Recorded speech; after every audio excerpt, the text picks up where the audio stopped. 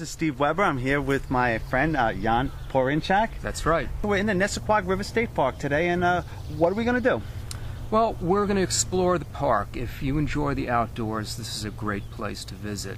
And one of the reasons is because there's so many different ecosystems within a small area. You have freshwater wetlands, you have brackish water estuaries, you've got woodlands, and through the trails in the woods, you've got the beaches of the Nissequogue River leading out into the Long Island Sound. So there's a lot to explore here. Can't wait. All right, let's get going then. All right, let's After go. you. I just want to point out some of these flowers here. These are called Queen Anne's lace, and they really do have a lacy appearance. Very pretty flower. It happens not to be native to North America, but it doesn't damage the ecosystem, and it's very pretty to look at, and it's common here at the park. I believe they're from Europe originally. There's a lot of species that are not native to this area that have been introduced from Europe as well as from Asia, and we're going to see some of those as well as some of the native species. For instance, right here you have mulberry, and that's a tree that isn't native, but it does provide a lot of berries, fruit that birds do enjoy eating. So it's actually pretty beneficial to wildlife. Every now and then as you're walking along the trail, if you know what to look for, you might find some tasty treats. These are wine berries. That's a type of raspberry. And again, it's a good source of food for wildlife and some people who enjoy the wildlife. But just make sure you know what you're eating before you pick one of these and eat them. Pretty good. Need a lot more to make pie, though.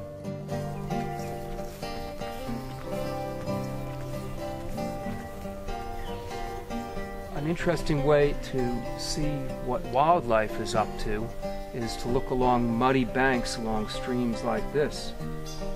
And you can see a lot of different types of animals have been here utilizing this stream. As small as this stream is, it's very important to wildlife. You have raccoon tracks. Of course, they're pretty common. There's a lot of different bird tracks. And it looks like here we have deer tracks. And deer are pretty recent arrivals to western Suffolk, where we are. Of course, they were here historically, but then when the county was developed, they were pushed out east. But now, as parks like this have come into being and provide shelter for them, the deer are making use of the parks and they're moving back into this area, and you see evidence right here.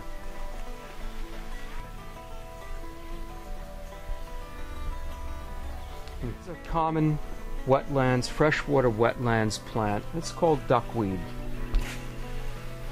It looks like miniature lily pads. The roots hang underneath, just like a tiny miniature Lilliputian lily pad. Steve just got a really nice shot of the black-crowned night heron, just one of the birds that enjoys prowling around wetlands like this for food, and they also roost here during the day, and they also have their nests here during the summer months.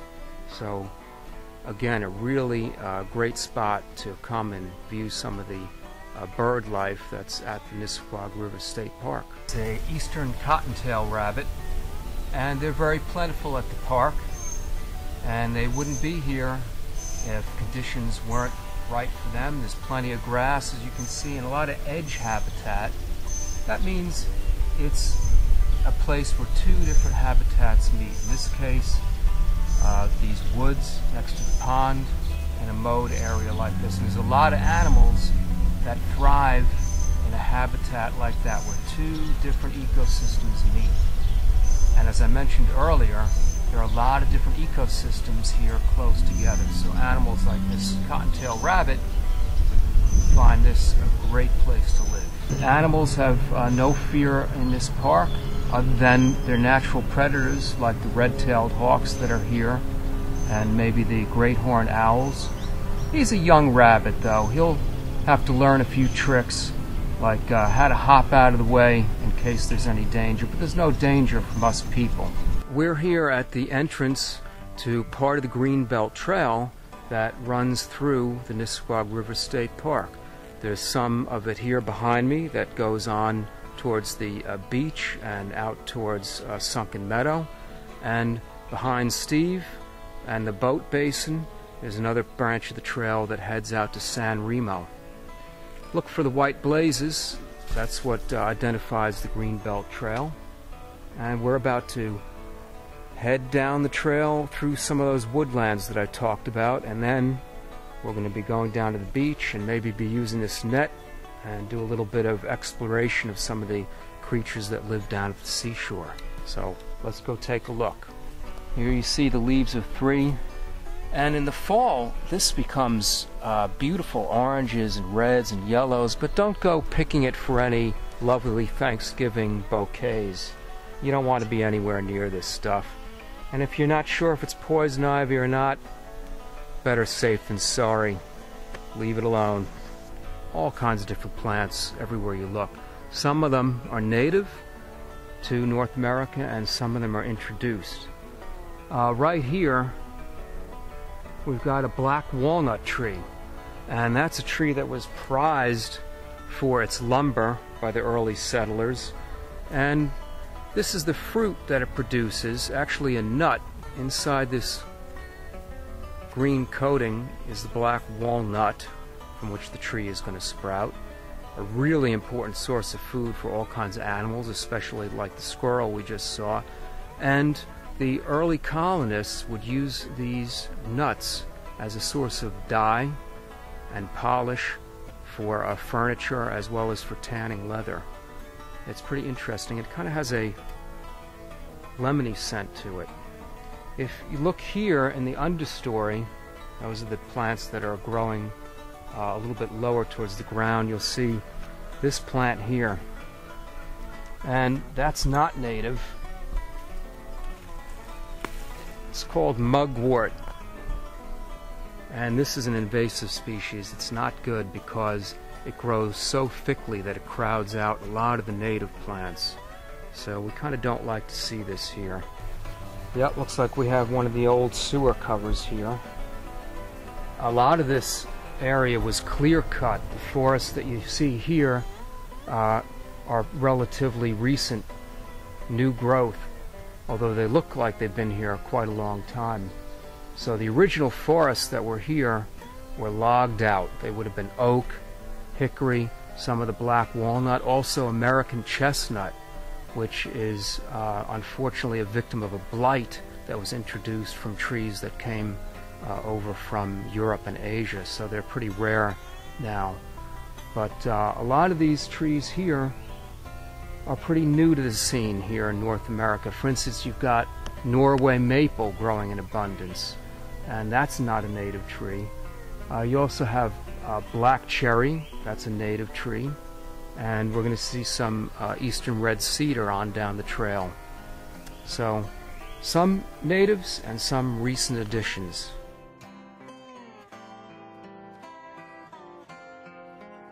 It's a sassafras tree, and you could distinguish it by the fact that it has 3 different types of leaves. Let's see if I can find them now that I said that. Here's one with 3 lobes, and sometimes that's called the ghost. And let's see, here we've got one. It has no lobes, and that one's called the candle because it looks like a little candle flame.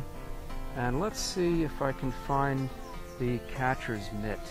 The bark was used to make sassafras tea, and if you tear the leaves and smell that, it has a really nice lemony scent.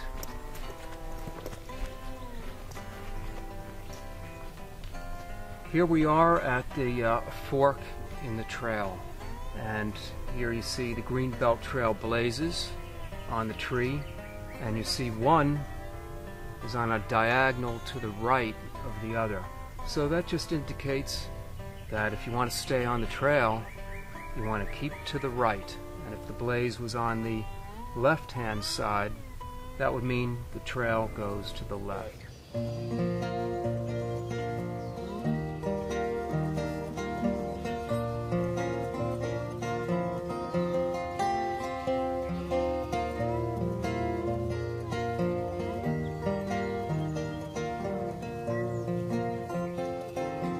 Just came out of the woods, and just in a few short feet we're in a totally different ecosystem.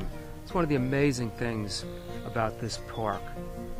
And as we look across the water here, you can see, and I'm looking in the guidebook here, it's a good thing to bring, there's a snowy egret right there, 2 of them. And then across the way out on that sandbar, you've got a great blue heron and a great egret. All right here. All right, so we're down at the river now, and we're noticing some of these grasses growing here. There are a couple different types. Right here, what you have is a plant called Spartina, and that's a grass that's adapted to live in a salt water environment. And it's a really important plant for creating a nursery for small fish, crabs, and other animal life that like to hide in these grasses when the tide is a little bit higher and they're partly submerged. And also provides food for a lot of things like snails and so forth that are part of the food chain that's in the river here. If you look a little bit higher up the beach, you're going to see some American beach grass, and that's adapted to live in a drier environment near the beach, and it's a really important plant for erosion control. A plant that's kind of interesting, adapted to live in a salt environment. It's called glasswort. And what's interesting about this plant is it was used by the settlers like we would use pickles. They would actually pickle it, and you can eat this. It's edible. Tastes just like a good gherkin pickle. A little salty, crunchy, not bad. Here on the shore I see a lot of shells. There you have a soft shell clam shell. And of course there's live clams out there in the mud. Slipper shell. There's a periwinkle snail. That's a little periwinkle. Here you have a ribbed mussel. That's common here in the river. He's covered with barnacles. That's a hard shell clam. It's also called a quahog. Oh, here's another interesting creature. Let's see.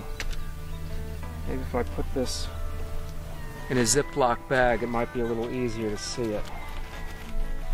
The naturalist's friend, a Ziploc bag. So right in there is a hermit crab. And that's a crab that doesn't have a hard shell, so he has to find one. And he'll find an empty snail shell and take up residence in there. And as he grows bigger and bigger, of course he's got to move and find a bigger shell. This is sea lettuce. It's pretty obvious why it's called sea lettuce. Looks just like lettuce. I'm not going to have any on my salad, but you should know that seaweed is used in a lot of different products, like toothpaste. Let's see if there's anything around the rock here. Yep, here's a little mud snail. These are the snails that you see almost carpeting the bottom of the river. There's so many of them. Mud snail.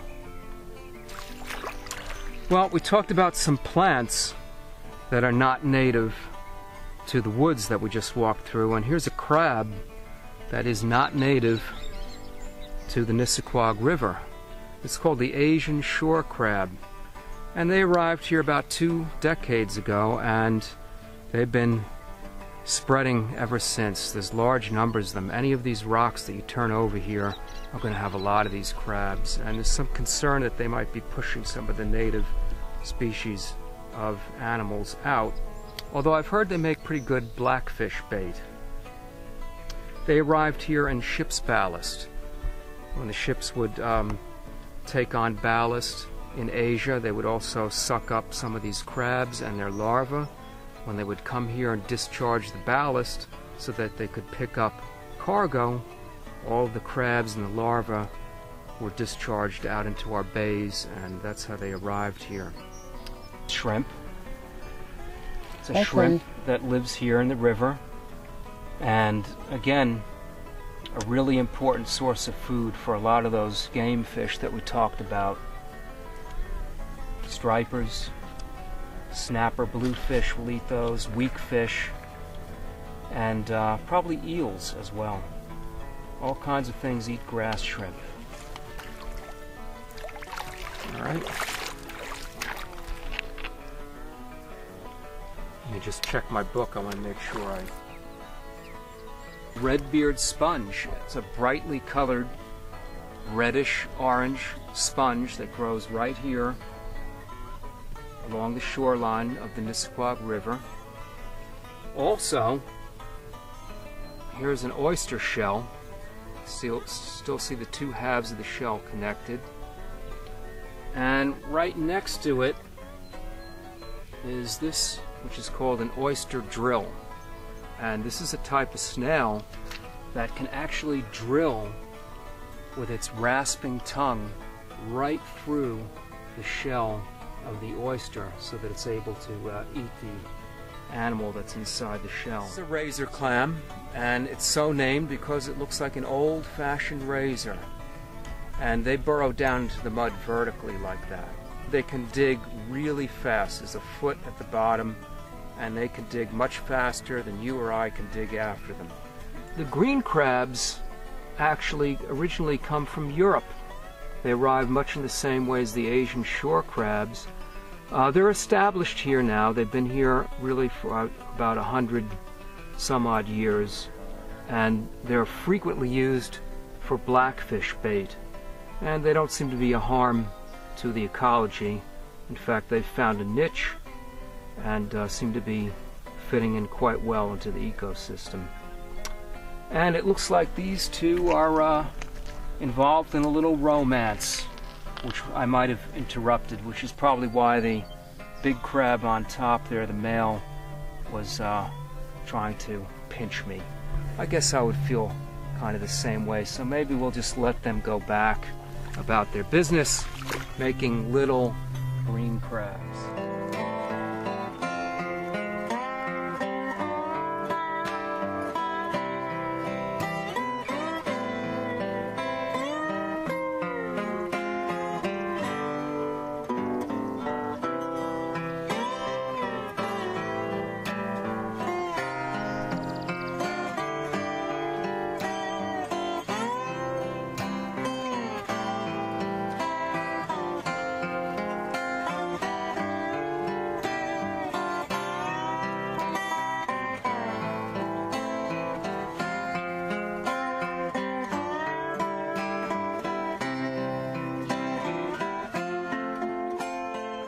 It's low tide, but they're up and about, scrambling around the beach looking for food. They have burrows at the bottom of which there's water, so they're able to keep their gills wet by going down into the burrow periodically. You see a few little holes here. And I see a male crab over there through the Spartina. But the male with the big claw certainly does look a bit like a fiddle, and when they're waving it around, it kind of looks like they're playing a little fiddle tune. That's an arrowhead right there along the river. Well, here's more evidence of how important this river's been to so many people for so long. That the edge here has definitely been worked by a chipper. They would use another rock to chip the edge off of a quartz piece to create a blade. It's very symmetrical too. If you look at that, you'll see it's two regular just to be a broken piece of quartz. A bit of a stem there, and this is where the arrowhead would have been bound to the shaft of the arrow, the wooden part that would be fired from the bow. I believe there was a tribe that was referred to as the Nissequogue, if I understand history correctly. And they found this to be a great place to live, just like you or me. There's abundant resources, as we've seen: shellfish, finfish, deer, other animals to support them, and they would have had access to the waterways, so they would have been able to travel, to trade with other tribes. So it was a really great situation for them to be living in.